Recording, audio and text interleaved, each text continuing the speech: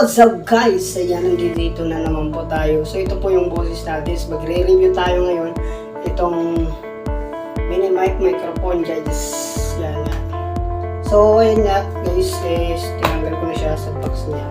Ito siya. Ito yung itsura niya guys. Yan, ito po yung boses ko pag hindi ko pa sinasakta guys. At saka madali lang to i-connect. Ay download lang po kayo ng isang app. So ayan guys.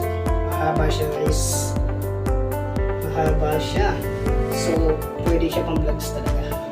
Daily vlog. Ito, malaking tulong na rin to guys. Kasi kung wala to, hindi masagap ng mas malakas yung boses mo. Or maingay yung, kumbaga is, mga pag dumadaan is, hindi naman siya masyadong totally. Kasi hangin, yun lang po siya gumagaan guys. So, ito po yung boses na, na walang mic.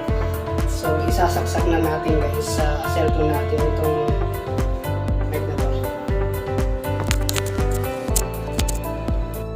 So, hello guys.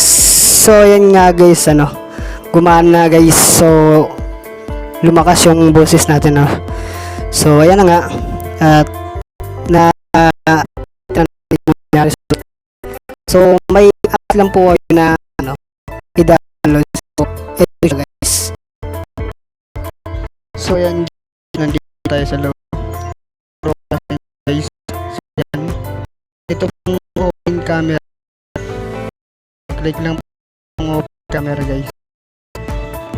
And yan, tayo sa camera niya. And then, click na yung settings. And video settings, yan. And then, sumunod lang po. And sources. Naka-external. Ayan guys, posting na pong yung para malaman po ninyo na kung gumagana. So guys, bakit po like, share, and subscribe at click na rin ang notification bell para palagi kang updated sa aking mga ina-upload videos.